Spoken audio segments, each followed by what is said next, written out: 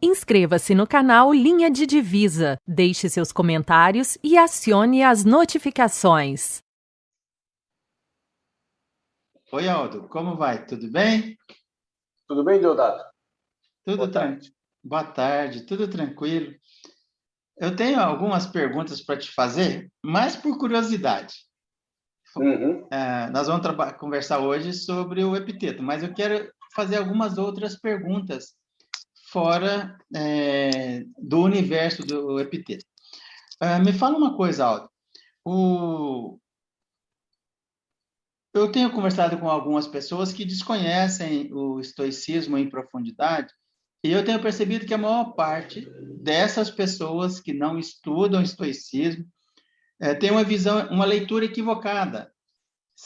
Enxerga o estoicismo apenas como uma proposta de paz interior e com um certo distanciamento da realidade. Então, eu vou trazer isso para a nossa pauta, para a gente conversar sobre isso hoje, tá bom? Me fala uma coisa, vamos começar antes do epiteto. Lá atrás, quando é que surgiram os primeiros estoicos? Como é que se deu isso lá na Grécia Antiga? Bom, o fundador do estoicismo foi um fenício chamado Zenão. Ele era de Sítio, uma cidade fenícia, e ele chegou em Atenas como mercador. Ele estava com uma nave carregada de mercadorias, né? E aparentemente, segundo alguns historiadores antigos, essa nave naufragou. Então, ele chegou em Atenas sem mais nada. Ele perdeu a fortuna dele ali com a embarcação. E chegando em Atenas, ele entrou em contato com o mundo da filosofia, né? E se apaixonou primeiramente pelo cinismo, né? Ele teria sido aluno direto de Crates. E depois ele entrou em contato também com os megáricos, que eram uma escola fundada por um aluno de Sócrates, né? E a partir daí ele começou a desenvolver a sua filosofia no Pórtico Pintado de Atenas, a famosa Stoa Poikilé. A tradução disso é Pórtico Pintado, porque tinha umas pinturas representando batalhas antigas, míticas, né? A batalha dos atenienses contra Matona. E ali ele se reunia com amigos. Esse pórtico era como se fosse podemos fazer um paralelo com uma praça movimentada hoje em dia, né? Não sei, hoje em dia, cada vez mais as praças são lugares que as pessoas evitam, né, no Brasil, que se tornaram perigosos, mas deixa eu me lembrar uma praça que ainda é assim. Como no Rio de Janeiro, a praça diante do Teatro Municipal, né, ainda é muito movimentada, passa muita gente. A Praça da Sé também em São Paulo, passa muita gente. Então, ele ficava com os amigos dele conversando assim no lugar público. É como se eles estivessem numa dessas praças, da Sé ou da praça diante do Municipal, e conversando num banco, conversando em pé. E ali eles começavam a conversar sobre filosofia, e nesse primeiro momento, eles não eram nem conhecidos como estoicos, eles eram conhecidos como zenonianos. E era Zenão e seus amigos conversando sobre filosofia. Mais tarde, tiveram esse nome, adquiriram esse nome de estoicos por causa da Estoá, porque eles se reuniam na Estoá Poikilé. O pórtico que tinha assim, que dava acesso à praça ou vários, é aquela estrutura em arco. O pórtico na engenharia é a estrutura em arco. Mas esse é o pórtico grego, então não havia o arco ainda, era uma coluna, era um passeio coberto, sustentado por colunas, ainda no estilo grego, né? Tem um arco romano. Entendi. O arco que ficou mais tarde conhecido como arco romano. Entendi. E aí, no fundo, tinha uma parede, e nessa parede, pinturas.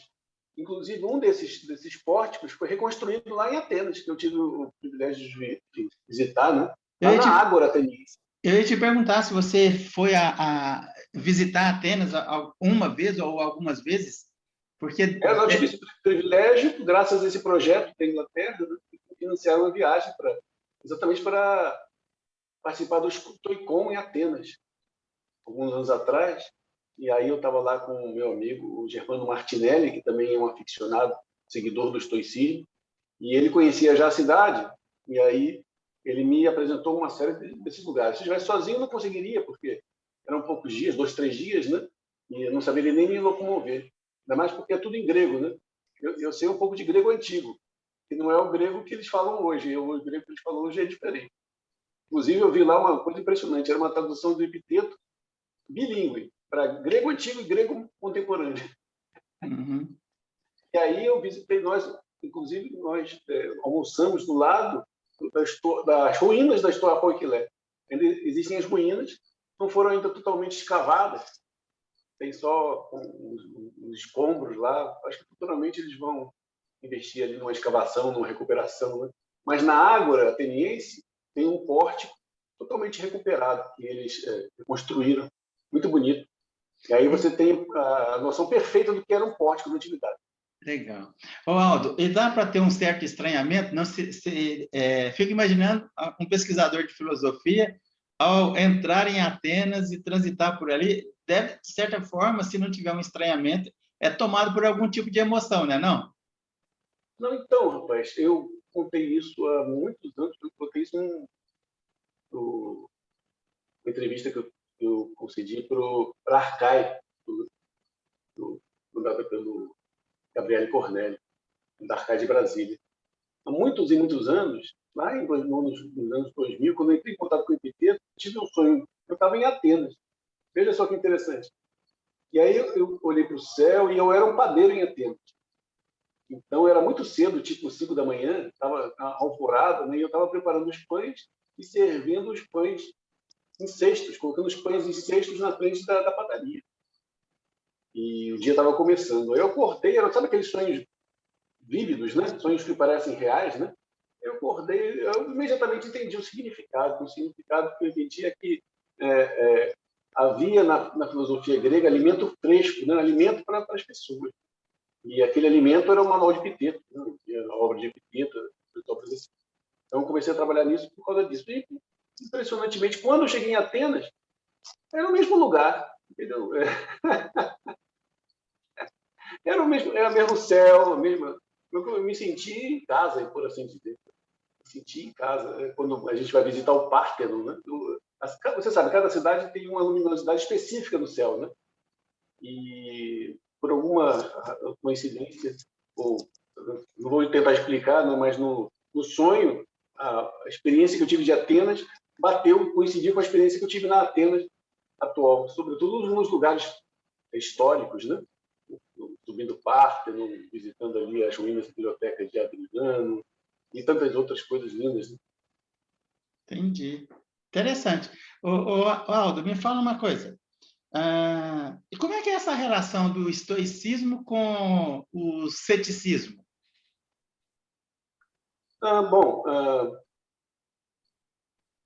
O estoicismo nasce naquele momento ali, em Atenas, né?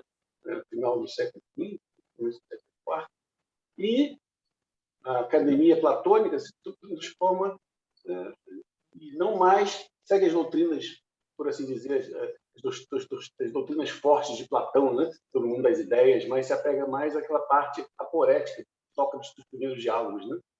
Então, esses acadêmicos começam a questionar muito as ideias dos estoicos.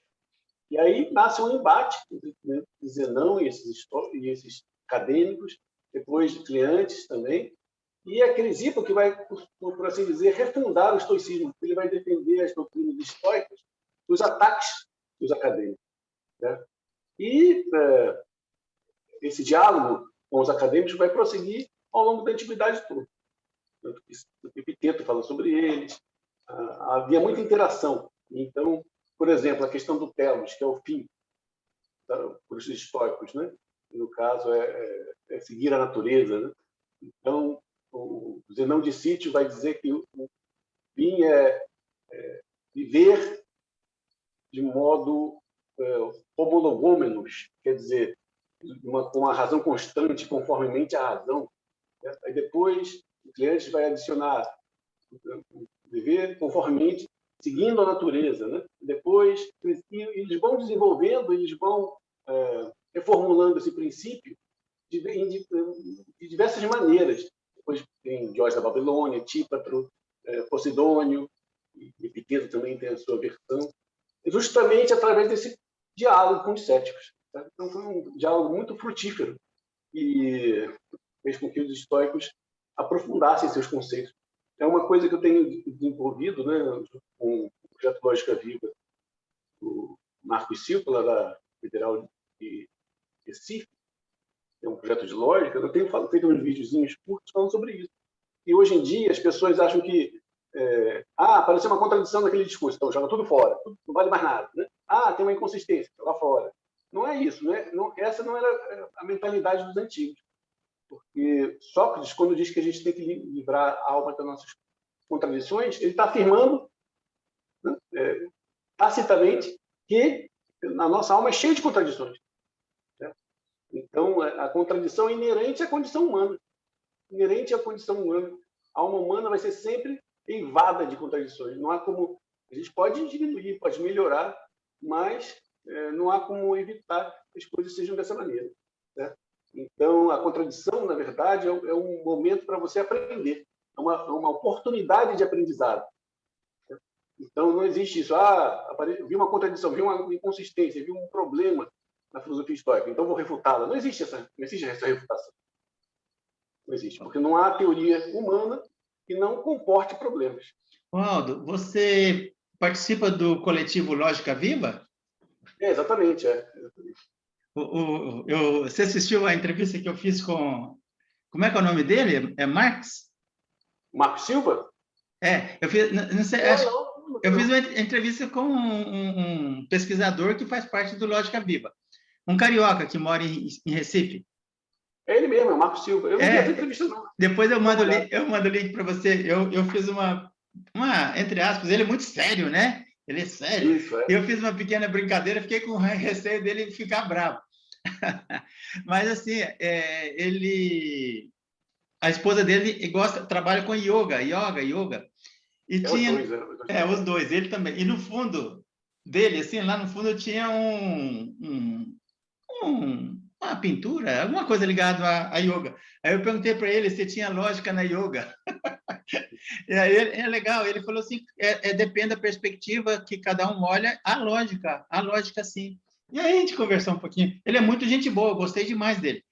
Foi você que me indicou ele. Você que me indicou. Eu almocei com ele aqui umas semanas atrás em Aracaju. Ele veio aqui fazer um curso de yoga com uma mulher. Tive o privilégio de conversar com ele. Você sabe que o pessoal brinca muito com Aracaju Aracaju, Maceió e Recife, né? Fala que tudo que vocês precisam vão buscar em Recife, né? Você já viu o pessoal brincar com isso? Os humoristas de Recife ficam brincando com isso. Assim como tem brincadeira, eu sou mineiro, o pessoal aqui brinca com Minas Gerais, faz parte da nossa cultura. Mas, Aldo, eu estou muito interessado em outras coisas. Quer dizer que foi, assim, Zenão, né, o nome dele? Zenão. O mercador que naufragou e largou tudo lá e depois foi para a Ágora lá conversar sobre bater papo com os amigos, como era muito comum. Eu vou fugir um pouquinho da nossa conversa. Por que você entende que a filosofia surgiu na Grécia? Você encontra uma resposta para isso? Por que não surgiu... Desculpa, Aldo, por que não surgiu, por exemplo, na Babilônia, em outro lugar? Por quê? Eu acho que ela surgiu em várias partes, né? Temos a filosofia indiana, que antecede muito tempo a filosofia grega, temos a filosofia chinesa, né? Lao Tse, que eu saiba, é anterior. Temos várias filosofias, mundo afora. Então, eu não acho que a filosofia grega seja a única filosofia da face da Terra. Talvez seja miopia ocidental, né? A gente olhar só para o próprio umbigo, para o ocidente ali. Cada um olha para a sua origem, né? A origem da Europa está ali no berço, no cruzamento, né? Entre Roma e Grécia, né? Então é natural que eles olhem para Roma e Grécia. Não? Tem até estranho que olhasse para o outro lado, né?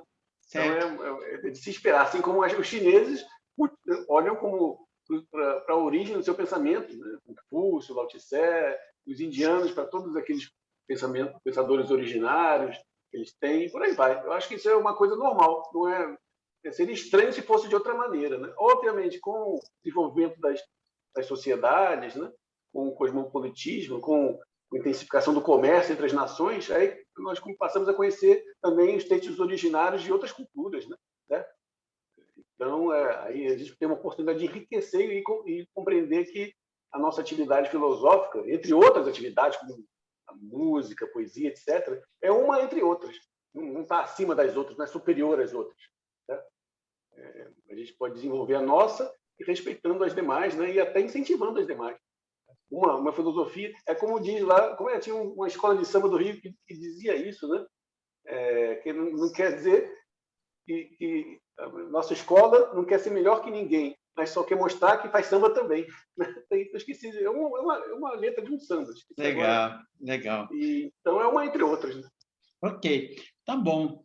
E então você entende que Sócrates teve um peso, o pensamento do Sócrates teve um peso considerável no surgimento do estoicismo? Sem nenhuma dúvida. Eu considero o estoicismo uma escola socrática, porque é uma escola que é derivada daquelas escolas primeiras que foram fundadas por amigos de Sócrates. Né? Então, temos, por exemplo, cinismo, temos Antístenes, Xenofonte, Antístenes, Diógenes o Cão, e temos Crates, e aí vem Zenão. Podemos estabelecer uma ligação direta, né, entre essas personalidades, esses filósofos. Vamos soltar 2 gerações aí nas escolas. Vamos passar pelo Platão e eu quero pegar o discípulo do Platão, o Aristóteles. Ele dialogou com o estoicismo?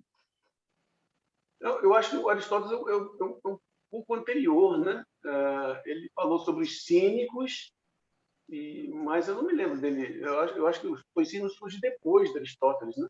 Uhum. Ele menciona os cínicos, mas eu não me lembro de ter mencionado. Eu estou assim, como se diz, as datas da minha mente. Mas eu acho que o estoicismo, como doutrina, se desenvolve após Aristóteles. Eu entendi. E a minha pergunta foi somente por causa em função do lado racional do estoicismo, né? Eu pensei que poderia ter alguma conexão. Tá bom, vamos saltar. Sim. Há conexões, há muitas conexões. Os estoicos estudaram Aristóteles. O Crisipo, podemos dizer que quando ele desenvolve a lógica dele, ele está estabelecendo um diálogo com Aristóteles. Né? Alguns comentadores já mostraram que há certos princípios da lógica estoica já presentes nos analíticos de Aristóteles. O Epiteto vai retomar o conceito aristotélico de prohairesis, de Herrenin, e a prohairesis é capaz de escolha, do que depende de nós. Então, há várias conexões. Ok.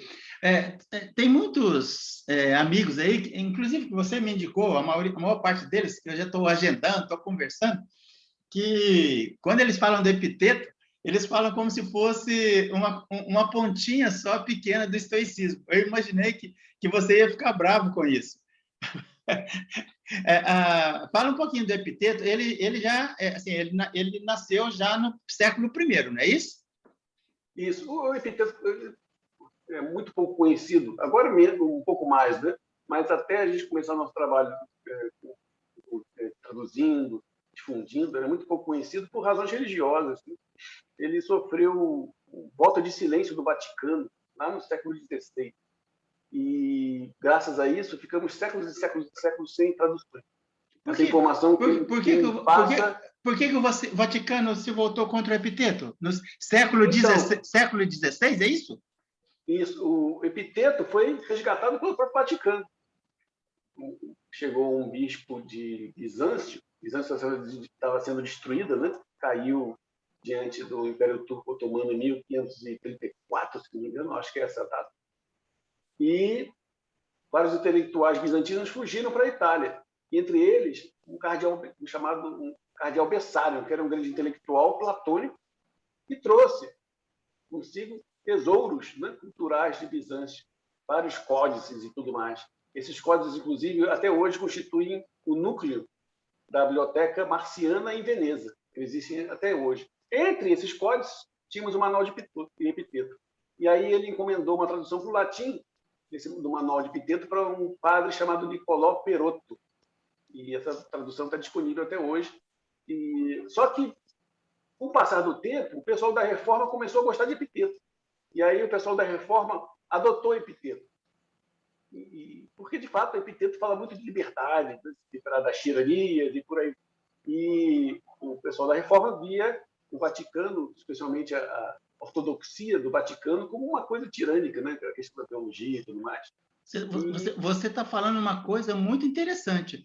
Dentro das igrejas protestantes do século XXI, se você perguntar para a maior parte dos pastores, nem eu ousaria afirmar, eu estou falando assim de um determinado universo protestante.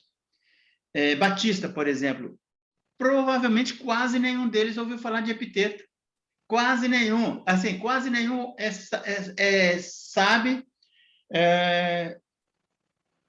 da visão ou da filosofia estoica. Mas tudo bem. Talvez porque o universo de interesse seja outro. Não sei. Não, então, eles passaram a adotar o epiteto, né, uma luta contra a reforma, mas depois também, na medida que eles se constituíram como instituição, também já não interessava mais. Sim, sim. Então, eles dispensaram. Mas aí o estrago, entre aspas, já tinha sido feito, porque o epiteto já tinha se difundido na França, na Inglaterra, depois nos Estados Unidos, né? E por aí vai. Então, nesses países, o epiteto é muito famoso, muito mais famoso do que aqui no Brasil. Eu fico imaginando o tempo todo, né, e tudo mais. Eu fico imaginando o pessoal da teologia da libertação, se conhecesse epiteto e estoicismo, e encontrar muita área de aproximação que seria interessante para eles. Eu não acho, porque, em geral, esses caras do marxismo mais casca dura, né, marxismo revolucionário, eles não veem muita importância no estoicismo, não, porque, para eles, existe a questão da infraestrutura, superestrutura, né? Eles não creem na possibilidade de que o indivíduo se modifique, né? Então, eles, em geral, não têm o menor interesse. Salvo engano meu, né? Mas eu nunca encontrei nenhum interessado. Isso é diferentemente do pessoal da escola de Frankfurt, né? Que é um marxismo que dá mais valor ao indivíduo, né? Eu vou mandar outro link que eu vou mandar para você. Eu entrevistei um filósofo não, um pesquisador da filosofia de Palmas. Ele está em Palmas, no Instituto Federal de Palmas, e que desenvolveu as pesquisas dele na escola de Frankfurt. Eu vou mandar o link para você. A propósito do meu canal, eu ouvi todo mundo, sabe? Assim, eu ouvi todo mundo sobre todas as perspectivas. E eu gostaria muito. Vou falar agora aqui, se tiver algum marxista nos assistindo, por favor, coloque suas posições, vamos trocar ideia aí. É sempre bem-vindo. Aldo, vamos falar um pouquinho do epiteto. Eu falo epiteto, mas o certo seria epicteto, é isso? Então, esse C, na verdade, é um C de reforço, né? Eu chamo epiteto. Já o Donato Ferrara chama epicteto. Então, o Donato, você é amigo do Donato? Italiano. Você é amigo do Donato? Há muitos anos. Então, peraí, deixa eu dar mais um recado. Donato, eu quero te entrevistar, rapaz. Estou falando para o Donato, que é seu amigo. Fala para ele. Na verdade, eu estou brincando com ele, porque ele me respondeu que estava com uma certa dificuldade de tempo, e eu entendo perfeitamente. Mas, viu, Donato, quando você se liberar aí, setembro, outubro, manda um WhatsApp para mim aí, que vamos conversar também. O pessoal fala muito dele, rapaz. Não, ele é muito bom, muito bom. A gente está sempre em diálogo. Era muito importante para a discussão do estoicismo no Brasil. Onde ele mora? Ele tem contato há alguns anos. Mora em São Paulo. Ele é um diretor escolar na capital e tem um canal de difusão, né, de disseminação do estoicismo, um blog também muito bom. O blog do Donato Ferrara. Como é? Devita Estoica, né? É só colocar no blog Donato Ferrara, no blog não, no Google, né? E já acha. Ele está no meu WhatsApp. É que ele está sem tempo. Eu acho que é período escolar que deve dar muito aperto, né? Não, ele tem 2 filhinhas pequenas, então você já imagina, né? Pequenas mesmo. Então é difícil você ter tempo, né, com criança pequena em casa. Né? Eu entendo perfeitamente. Eu vou montando a agenda de acordo com a disponibilidade de tempo das pessoas, né? E dos pesquisadores aí. E é muito tranquilo isso. Mas de vez em quando eu dou um recado no ar assim, eu falei, eu estou de olho em você, viu, Donato? Aldo, fala um pouquinho aí do Epiteto. Ele era escravo, não é isso? Então, não sabemos exatamente se ele é escravo de nascença ou foi escravizado depois. Aliás, a palavra escravo eu acho que não é a melhor palavra para designar a condição dele na antiguidade, porque a palavra escravo, pelo que me consta, vem de eslavo. Né? Daqui temos em inglês slave. Os eslavos foram escravizados, foram aprisionados, né? e submetidos já na era cristã. Então, do Império Romano, um momento bem posterior. Nesse momento, o nome que se dava era servo, né? Ele era servo, e odulos em grego. Então, é uma relação. Por que eu faço isso? Para diferenciar dessa relação da escravidão do Brasil, dos negros, né? Que foi uma escravidão baseada na questão da raça, né? Na afirmação de um preconceito contra uma raça inteira, certo? E esse não era o caso na antiguidade. Na antiguidade, a escravidão era uma condição. Você podia estar escravo agora, depois, né, deixar de ser. Então, você era servo agora, depois você era libertado. Tanto que Diógenes Lucão foi servo, Platão foi servo, Epiteto foi servo. Então, a servidão era uma condição a qual você chegava e da qual você poderia sair. Já no tempo da escravidão no Brasil, não, o indivíduo era considerado escravo, né? Enfim, sim, todos nós sabemos, né? Então, eu estou me baseando aqui para falar sobre isso no texto do Joaquim Nabuco, Versos Franceses a Epiteto, no qual ele faz uma distinção entre a servidão na antiguidade e a escravidão no Brasil. Não que a servidão na antiguidade fosse boa, não era, né? Mas a escravidão do Brasil dos negros foi, com certeza, muito mais infame do que aquela na antiguidade. Porque na antiguidade você se livrava da servidão, você era visto como uma pessoa normal, entendeu? Ninguém falava assim, ele foi um servo. Pelo contrário, as pessoas até admiravam. Veja, ele foi um servo e agora livre. E tal, né? Já no Brasil, não. Os negros se libertaram do jugo da escravidão e continuaram, né, sendo alvos de preconceito até hoje. Né? Sim, Aldo, e tem outra coisa. Geralmente, os servos, vou usar a palavra correta agora, os servos que tinham uma certa qualificação, ou várias qualificações em várias áreas, eles eram chamados para dentro dos palácios. Exatamente. Os príncipes africanos que eram escravizados, aqui não se dava o menor valor. Não se dava o menor valor para eles, para o conhecimento deles. Vou falar uma coisa aqui. Por exemplo, um exemplo desse é Plutarco. Plutarco chega como um servo em Roma. Aí as pessoas veem ele, poxa, esse cara. E aí, num instante, ele chega um papel de liberto e tudo mais, né? Enfim, havia uma diferença, há uma diferença muito grande entre a servidão na antiguidade e a escravidão que a gente teve no Brasil. Foi bem interessante você levantar essa questão. Eu vou comentar uma coisa, vou pedir para você não ir na minha cola, porque senão eu vou sair pela tangente, mas você citou o Joaquim Nabuco. Eu falo esse cara. Ele foi senador e ele teve uma relação amorosa, eu não me lembro o nome da mulher, que era uma das primeiras brasileiras que aplicava na Bolsa de Valores lá na França. O dinheiro que ela ganhou na região de Taubaté, ali no Vale do Paraíba, sul do Rio de Janeiro, eu esqueci o nome dela, se eu lembrar vou pôr na edição.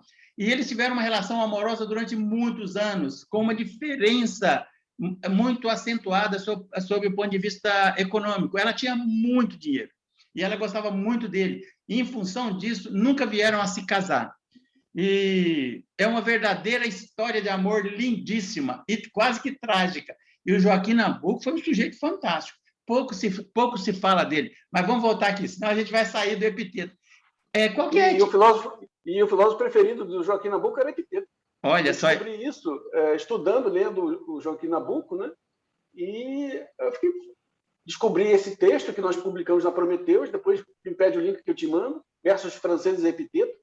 era antes da abolição, ele, numa festa não, mas numa reunião de abolicionistas no Rio de Janeiro, apresentou esse poema em francês e em português, criticando o imperador e pedindo imediatamente a abolição da escravatura. E citando Epiteto, justamente como um homem, um filósofo que se pôs, como é fato, né, se pôs contra a servidão na antiguidade. E ele fala de que Epiteto deu a ele lentes translúcidas para ver o mundo. Olha só. Isso está nas últimas páginas do livro dele, fantástico, Minha Formação. Olha só, e para aqueles que têm um olhar, eu costumo chamar de olhar onde se amputa a leitura de determinada filosofia, né? Quando se vê os históricos apenas buscando uma serenidade interior, tá aí o Joaquim Nabuco, ele enxergou justamente uma preocupação social e lutou por ela, apesar não. Lendo e estudando Epiteto, ele buscou embasamento para a preocupação social dele. Mas vamos voltar aqui. Qual é a etimologia, o significado do nome dele, Epiteto? Então, não se sabe exatamente, não? Alguns sugerem que significa adquirido. Que não seria o nome verdadeiro dele, mas um nome pseudônimo, alguma coisa assim. Né? Outros sugerem que seja o nome dele, porque, de fato, havia pessoas chamadas Epiteto na antiguidade. Então, não é um nome incomum, né? Não é um nome inédito. Então, não sabemos exatamente. O que nós não sabemos é o seu sobrenome, né? Como ele era liberto, saiu de uma condição de servo, ele não tinha um sobrenome, então chama-se Epiteto de Hierápolis, porque seria a cidade natal dele, né? Então, desculpa. Não, é isso. Tá. E o Manual de Epiteto, que você traduziu, né? Não foi escrito por ele? Não, ele não escreveu nada, aparentemente. Tudo que nos chegou dele nos veio através do aluno Lúcio Flávio Arriano Xenofonte de Nicomédia. Esse era o nome completo do Lúcio Flávio, que era um cidadão romano de origem grega, um grande intelectual, um grande historiador, um grande político também. Ele foi governador de província, ele comandou 2 legiões romanas, ele foi cônsul em Roma, inclusive, sendo grego. Isso no primeiro século? Exatamente. Não, primeiro não, já no segundo século. No segundo, tá. Ele no finalzinho do primeiro século, no princípio do segundo século, ele foi aluno de Epiteto, exatamente. Então, essas coisas aconteceram depois dele ter sido aluno de Epiteto, então já no segundo século. Ok, legal. E qual foi a intenção dele, ao indiretamente, né, escrever o manual? Então, ele é, na verdade, um manual, um exemplo perfeito de uma técnica que havia na antiguidade, de escrita para si, sobre a qual eu estava conversando com o meu aluno do Márcio hoje, sobre a qual Foucault escreve também, e que consiste, né, porque a gente continua, eu particularmente continuo praticando, né, em você constituir um diário de reflexões, no qual você vai colocando, né, trechos de filósofos, você vai parafraseando o que os outros disseram e por aí vai. Então, o manual é exatamente isso. E nos chegou não uma carta prefácio, mas o Simplício menciona uma carta prefácio que havia no manual, e não nos chegou, mas nos chegou o relato do Simplício, na qual o Arriano, o Lúcio Flávio Arriano, ele falava que compôs o manual para sintetizar o que ele achava de mais importante na obra de Epiteto.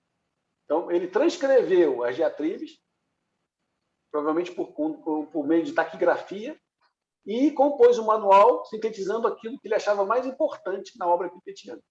Aldo, eu estou lendo o manual. Cara, ele é pequenininho, fininho, e eu estou cheio de dúvidas com o que é do meu encargo e o que não é do meu encargo. Me ajuda nisso aí, rapaz. Assim, o que é do encargo do sujeito e o que efetivamente não é? Não tem uma zona nebulosa aí? Não, não tem, porque o que é no nosso encargo, literalmente, são algumas operações mentais, né? O assentimento, a fantasia, a representação, né? E o juízo. Fundamentalmente é isso. Repete. O assentimento é você estar diante de uma proposição e dizer, isso é verdadeiro. Ou então negar o assentimento, não, isso é falso. Ou então suspender o juízo, dizer, não sei se é verdadeiro ou falso. Por exemplo, eu digo para você, eu pergunto a você se o número de estrelas que há no céu é par ou ímpar. Você vai dizer, não sei. O que eu vou saber? Aí por quê? Você suspende o juízo. Né? E a representação, que é a capacidade que o pensamento tem de representar os objetos exteriores, né? E o juízo, que é justamente você formular uma parecer sobre aquilo que está sendo apresentado aos sentidos. Essas são as nossas operações. Essas coisas estão sob o nosso encargo. Todo o resto não está. O mundo, o nosso corpo e até os nossos sentidos, né? Porque a gente não controla aquilo que vem a nós através das sensações, das percepções.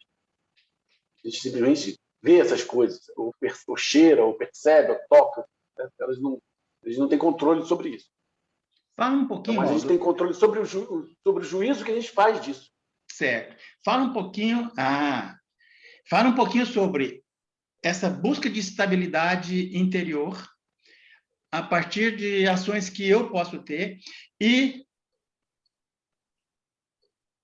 como se dá essa linha, se é que existe uma linha, ela me parece flexível em relação àquilo que, sob o ponto de vista ético e na relação com o outro, eu posso interferir, mas até que ponto isso é possível?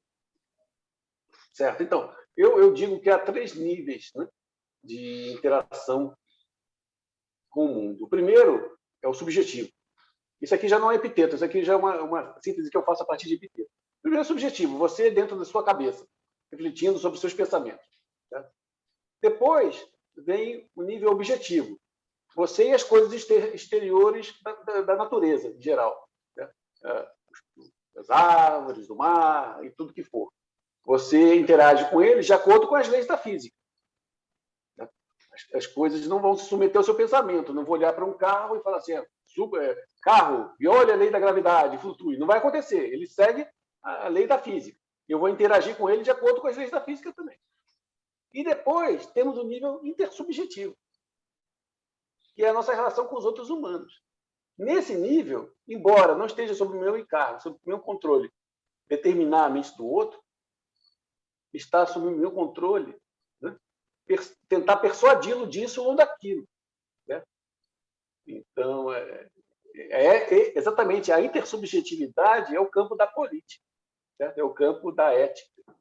Epiteto, por exemplo, ele está comentando Medeia. Né? Todo mundo sabe que Medeia, de acordo com o mito, é a mulher que, portanto, despeito em relação ao marido, né? Que a tinha abandonado, Jasão, resolve matar os próprios filhos. Né? E aí o Epiteto falou assim, não, você não deve acusar Medeia. Você, por acaso, se deu ao trabalho de ir lá conversar com Medeia para mudar as ideias dela? Então, você não tem nenhuma razão para ter raiva de Medeia. Então, ele acredita que nós podemos interagir com as pessoas de uma forma positiva, persuadindo-as para o melhor. É essa mesma crença que animou, por exemplo, Gandhi, que animou Luther King, certo? Então, eles acham que é possível persuadir. Não, o Luther King fala aquele discurso maravilhoso, que ele sonha com um dia no qual ex-senhores de escravos, que os filhos dos ex-senhores escravos e dos ex-escravos se sentem juntos, né, como irmãos, né, à mesa como irmãos. Então, ele está tentando persuadir a humanidade para abandonar seus preconceitos e tudo mais. Né? Então, o Epiteto vai exatamente nessa linha. Okay. Então, existe uma esfera de intersubjetividade na qual torna-se possível a política, na qual torna-se possível a discussão sobre a ética e tudo mais. Né? E por isso a importância do tema da persuasão no estoicismo. Fala um pouquinho sobre a questão da persuasão. Então, você pode persuadir as pessoas, né? Mas aí tem uma regra especial. Né? Para você persuadir as pessoas, você tem que, em primeiro lugar, chegar a conhecer a si mesmo. E qual é a coisa mais básica que um ser humano tem que saber sobre si mesmo? é aquilo que, dentro da esfera do estoicismo e tudo mais, né? Do socratismo, é aquilo que Sócrates disse: não sei que nada sei. Quer dizer, eu sou um ser falível, eu sou um ser contraditório, eu não sou o dono da verdade, não sou dono da verdade, então é minha tarefa discutir com os demais humanos, conversar com eles, para a gente ver a melhor posição a ser tomada, a melhor atitude a ser tomada diante dos fatos. Então, é um conhecimento, é uma filosofia de caráter dialógico, né, que estabelece e quer estabelecer e incrementar o diálogo entre os humanos, que não parte da concepção segundo a qual existe um humano que tem um status especial e é dono de verdades, como infelizmente é o caso hoje. Né? Na persuasão se coloca o ceticismo em cima da mesa, então. Com certeza, esse elemento de aporia é mantido. Né? Então, os estoicos, em nenhum momento, vão se colocar como senhores da verdade. Por isso que eles não evangelizam o estoicismo. Por isso que eles, em nenhum momento, eles querem converter a humanidade toda ao estoicismo. Não existe isso.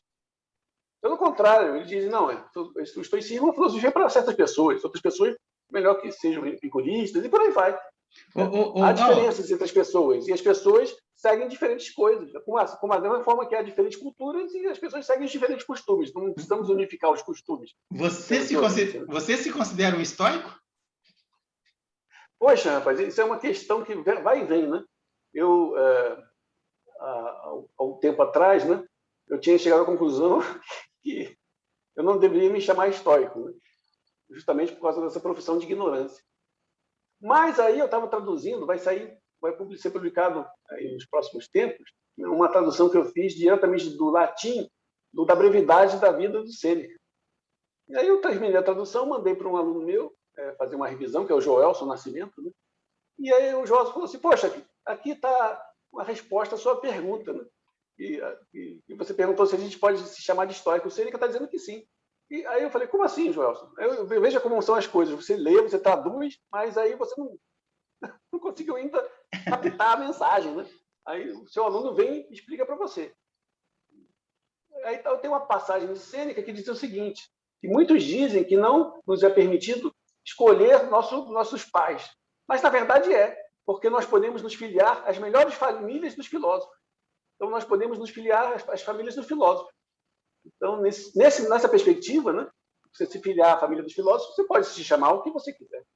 Né? Mas você filia à família dos epicuristas, você é epicurista. Você filia à família dos históricos, você é histórico. Você filia à família dos marxistas, você é marxista. Por aí vai. Mas então, eu falei para o Joelson, então, poxa, Joelson, você me convenceu, né? Então, eu já mudei de ideia.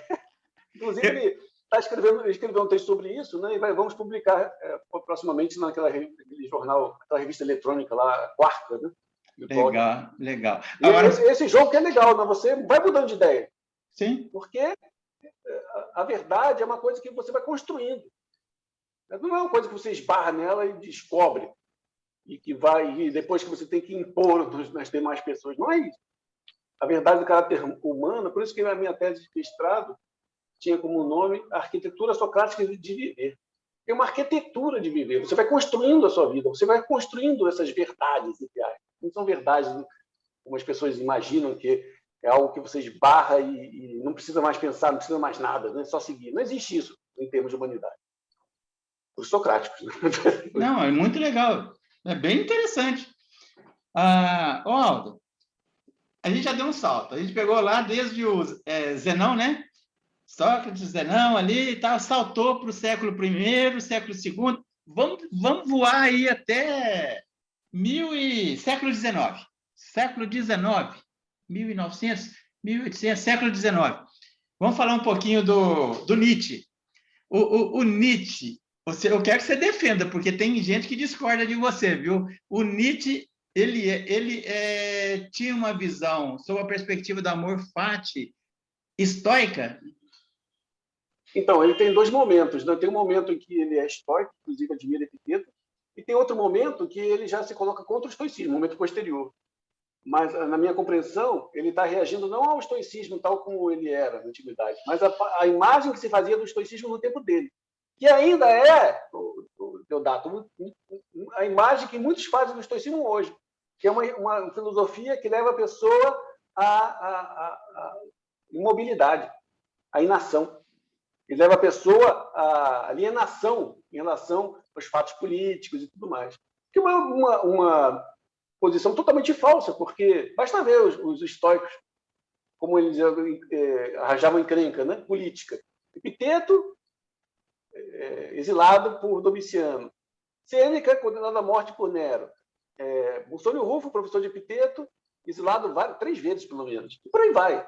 Eram todos muito ativos politicamente. Justamente por quê? Porque uma das ideias básicas do estoicismo é que nós somos indivíduos, sim, mas, ao mesmo tempo, somos partes de um organismo maior. Primeiro, cosmos, depois nossa sociedade. Né? Somos partes desse organismo. Então, existe um comunitarismo no estoicismo que é ignorado em larga escala, mesmo pela academia, mas que tem sido resgatado, tem sido cada vez mais compreendido. E tem sido ignorado justamente porque tem sido lido pelo pessoal liberal, que é daquela corrente liberal do ultra-individualismo, sabe? Que considera que a sociedade é feita só de indivíduos. Que, aliás, até dentro do liberalismo já existe um liberalismo comunitarista, né? Não sei se você sabe, que diz, sim, não, por um lado, a sociedade é feita de indivíduos, mas, por outro, a sociedade ela mesma funciona como um organismo. É o liberalismo social. Exatamente. Né? Eu não sei se você conhece o Luciano Camerino, da Universidade Federal de Juiz de Fora. Eu já entrevistei ele uma vez, vou entrevistar outras vezes, sobre o liberalismo social. E o Kai, eu entrevistei o Kai, você viu? Você viu você viu a entrevista com ele?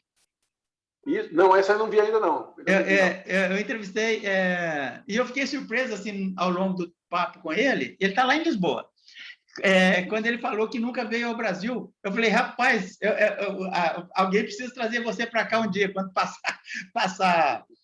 Porque já convidei ele para hospedá-lo, inclusive. Né? Ele é gente muito boa, rapaz. Nossa. E você sabe onde ele nasceu? Ele é na Escócia, não é isso? Não, na Inglaterra. Não, na Inglaterra, mas ele tem parentes escoceses. Ele esteve na Escócia. Aliás, ele já esteve em tudo quanto é lugar, né? Isso, E ele tem uma visão comunitarista do estoicismo também. Ambientalista. E comunitarista. Né? Sim. Aliás, deixa eu fazer um parênteses aqui, cara, que quando algum tempo atrás, eu fiz um texto sobre a ação comunitária em Greta Thunberg. Né? Aí eu fui xingado de todo jeito, né, porque o pessoal achava que eu estava falando que que o estoicismo tinha alguma coisa a ver com o comunismo, literalmente. Mas tem, né? Pior que tem. Mas, olha, você quer saber? Eu vou ver se eu acho também. O nome de sítio, a república dele é uma república comunitarista. Não tem distinção de sexo, não tem distinção de gênero, não tem de classe, perdão, não tem dinheiro, não tem... Também é uma espécie de utopia comunitarista. Sim, mas você sabia que eu descobri lá em Belo Horizonte, na Universidade Federal de Minas Gerais, um marxista ambientalista que foi buscar no Marx o ambientalismo. Se eu achar aí, que eu já estou com mais de 500 entrevistas, eu vou mandar o link para você também. Rapaz, ouvir todo mundo é muito bom, rapaz. Você vai ouvindo todo mundo. É interessante que na academia é cheio de haters também, né? Não, direto, cara. Isso aí é terrível, né? É por isso que cada vez mais eu gosto de conversar com pessoas como você, com pessoas fora da academia, porque dentro da academia a chapa é muito quente. Mas, assim, eu procuro, na medida do possível, estabelecer uma zona de respeito, sabe? Todo mundo. Quando eu vou entrevistar alguém, se eventualmente eu percebo que ele é um pouco radical, em off eu falo com ele, rapaz, vamos ouvir todo mundo, vamos conversar. E eu estou tentando caminhar nesse sentido, porque eu prefiro levar a vida desse jeito, sabe? E outra coisa, eu gosto de ouvir quem pensa diferente, Aldo. Eu gosto muito de ouvir quem pensa diferente de mim. Então, você é um estoico nesse sentido. Eu não me classifico, porque eu aprendi que eu não posso me classificar. Os estoicos gostariam muito da sua atitude. É verdade. Aliás, me agrada muito. Você deve ter percebido, o estoicismo me agrada muito. Essa questão, assim, o Carlos Drummond de Andrade que falava, né? Quando eu nasci, um anjo torto veio e falou, vai, Carlos, vai ser ghost na vida. Cara, a minha proposta, apesar de eu ouvir todo mundo, enquanto quem gosta de ouvir tudo e todos, ser ghost em relação ao pensamento único. Mas eu não fico falando isso, ninguém está ouvindo, só o mundo inteiro aqui, nesse momento que eu vou pôr no ar, mas assim, eu não falo muito de mim, mas eu sou assim. Aldo, mas que prazer falar com você, rapaz. Você gostaria de falar mais um pouquinho? Obrigado. Você gostaria de falar mais? Eu gostaria de convidar o pessoal para ver o nosso blog, né? O Estoicismo Artesanal. Tem vários textos de divulgação, são reflexões que a gente vai fazendo ao longo do tempo. Também tem o nosso canal do GT Epiteto, que tem conferências. Inclusive, agora eu fiz uma entrevista, foi na sexta, com a professora Raquel Gazola, que eu já te recomendo aí. Vou te recomendar a professora também. Manda o WhatsApp dela para mim. Esse eu não tenho e-mail. Certo. Aí, e é isso aí. E vamos apostar no diálogo, não na violência, né? Porque eu vejo muita gente agora apostando na violência como um meio de chegar a alguma coisa positiva. Eu não vejo como não. É horrível. Somos humanos e vidas humanas não são resgatadas, não. Sabe? Depois que as pessoas estão mortas, o estrago está feito. Sabe? A gente tem que apostar no diálogo e cada vez mais tentar ver o mundo pelos olhos dos socráticos, que viam todos os humanos como perfectíveis e como falíveis, ninguém como dono da verdade, ver cada dono da verdade como um embusteiro, sabe, como um falso profeta, literalmente. Uma pessoa que não está se importando com o bem dos humanos, como eles dizem, não. Mas uma pessoa que está se importando com angariar poder, né? Um ganancioso por poder, é isso aí. Verdade. Eu perguntei para o Caio, perguntei no ar para o Caio, eu falei, Caio, vamos esquecer o lado religioso, vamos ver as questões de proposta ética para a sociedade de Jesus Cristo, de Cristo. Ele era estoico? Ele falou assim, vão querer me bater, mas eu acho que era. Ele falou assim, a academia vai querer me pegar, mas eu acho que era. E defendeu o ponto de vista dele. Mas, Aldo, vai pensando em outros caras. Sim, vai ser em outubro ou novembro o evento que vocês vão fazer, que você está organizando aí na universidade, acerca dos pesquisadores do estoicismo. Esse vai ser em dezembro, vai ser entre 13 e 17 de dezembro. Já estamos preparando a divulgação e tudo mais. Nas próximas semanas já abrimos inscrições. Faz o seguinte... Os melhores pesquisadores do Brasil. Pois é, isso que eu ia te falar. Cada um, já comentei com você isso em off e eu vou comentar no ar aqui. Pelo prazer que vai ser poder contribuir de alguma forma.